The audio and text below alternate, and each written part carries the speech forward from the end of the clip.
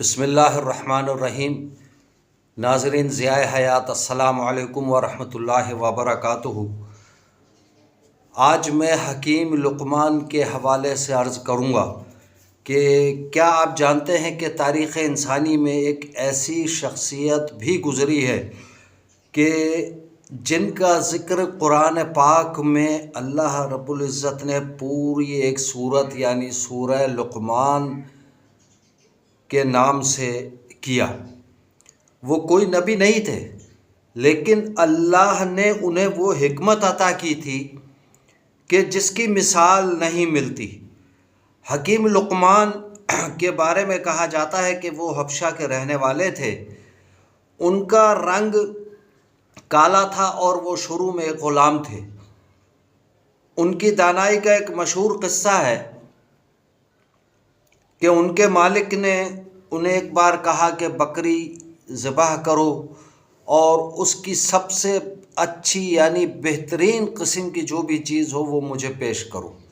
حکیم لقمان نے بکری کو ذبح کیا اور اس کے دل اور زبان ان کی خدمت میں پیش کر دی۔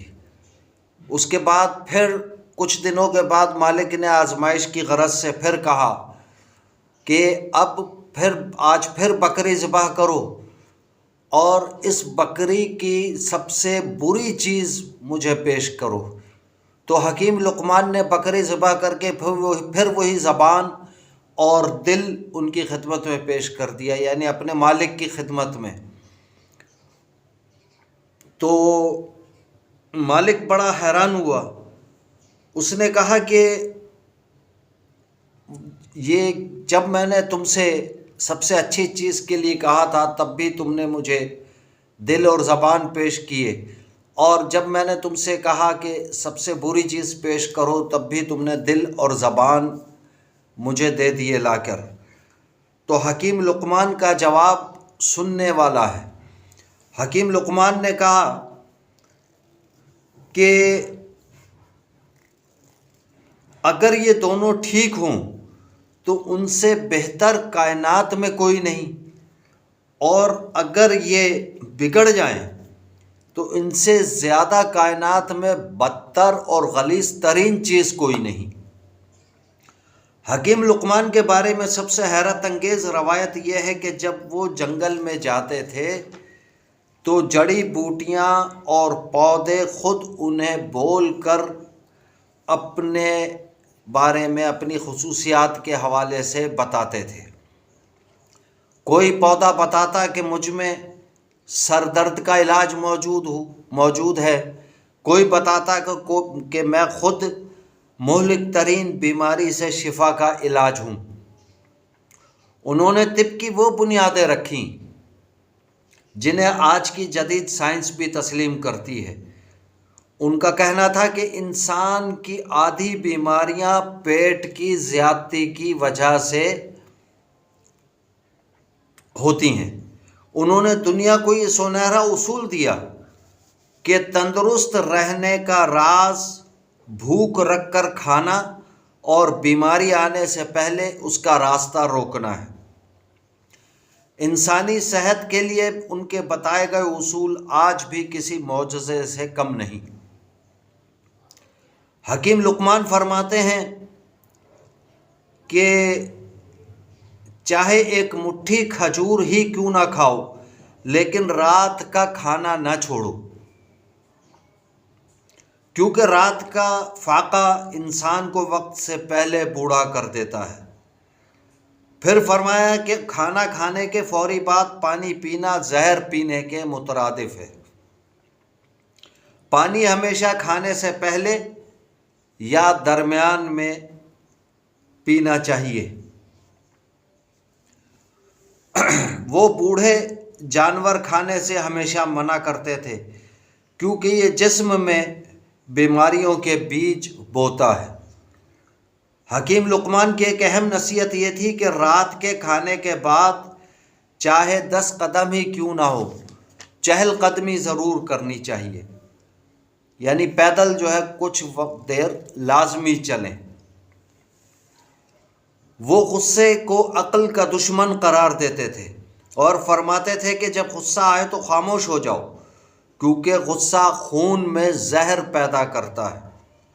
حکیم لقمان کی سب سے بڑی وہ نصیحتیں ہیں جو انہوں نے اپنے بیٹے کو کی ہیں، جن کا ذکر اللہ نے قرآن میں بھی فرمایا۔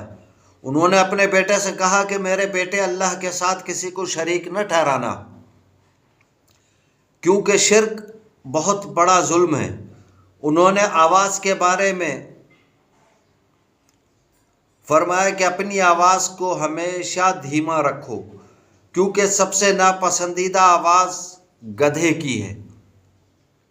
انہوں نے عاجزی کا سبق دیتے ہوئے کہا کہ راستے میں اکڑ کر نہ چلو، کیونکہ تم نہ زمین کو پھاڑ سکتے ہو، نہ ہی پہاڑوں جتنا اونچا ہو سکتے ہو۔ تاریخ میں یہ بھی ذکر ملتا ہے کہ ایک بار ایک بادشاہ نے حکیم لقمان کو بلا کر پوچھا کہ دنیا کی سب سے وزنی چیز کیا ہے؟ تو انہوں نے جواب دیا کہ گناہ کا بوجھ۔ پھر بادشاہ نے پوچھا کہ سب سے زیادہ میٹھی چیز کیا ہے؟ جس پر حکیم لقمان نے جواب دیا کہ صبر کا پھل سب سے میٹھی چیز ہے۔ اس جواب پر بادشاہ ان سے اتنا متاثر ہوا کہ انہیں اپنے مشیروں میں شامل کر لیا۔ حکیم لقمان نے ثابت کیا کہ علم اور عقل کسی رنگ و نسل یا ظاہری خوبصورتی کے محتاج نہیں ہوتی، بلکہ یہ اللہ کا وہ صدقہ ہے، یا اللہ کا وہ عطیہ ہے جو بندے کو غلامی سے نکال کر شاہوں کے سر کا تاج بنا دیتا ہے۔ حکیم لقمان نے ایک طویل زندگی پائی اور بے شمار لوگوں کو جینے کا فن سکھایا۔ ان کی وفات کے بعد حکیم لقمان کے لکھے ہوئے نسخے صدیوں تک یونانی اور دیسی طب کا حصہ رہے اور اس کی بنیاد بنے۔ آج بھی بڑے ڈاکٹرز اور حکیم ان کے بتائے گئے طبی توازن کے قائل ہیں۔ وہ ایک ایسی شخصیت تھے کہ جنہوں نے انسانی جسم اور روح دونوں کا علاج دریافت کیا۔ اب پوچھنا یہ ہے آپ سے کہ آپ کو حکیم لقمان کی کون سی بات آپ کے دل کو لگی؟ کیا آپ بھی مانتے ہیں کہ آج کی بیماریاں صرف اس لیے ہیں کہ ہم نے فطرت اور حکیم لقمان جیسے دانشمندوں کو بھلا دیا؟ کمنٹ میں اپنی رائے ضرور دیجیے گا۔ اگر آپ کو آج کی یہ گفتگو اچھی لگی ہو، پسند آئی ہو، تو میرے چینل ضیاء حیات کو زیادہ سے زیادہ سبسکرائب کریں، اپنے دوست عزیز اقربا میں شیئر بھی کریں، اور جتنا ممکن ہو سکے لائک اور کمنٹ ضرور کیا کریں۔ جبکہ نئے آنے والے دوستوں یا نئے دیکھنے والوں سے گزارش ہے کہ وہ پوری ویڈیو دیکھ لیں یا کچھ حصہ دیکھ لیں۔ اگر ان کو میری یہ گفتگو اچھی لگی ہو تو پھر وہ سبسکرائب بھی کریں اور بیل آئیکن کا بٹن ضرور دبا دیں، تاکہ ہر نئی آنے والی ویڈیو کی اطلاع ان تک آسانی سے پہنچ سکے۔ جزاکم اللہ خیرہ، والسلام علیکم ورحمۃ اللہ وبرکاتہ۔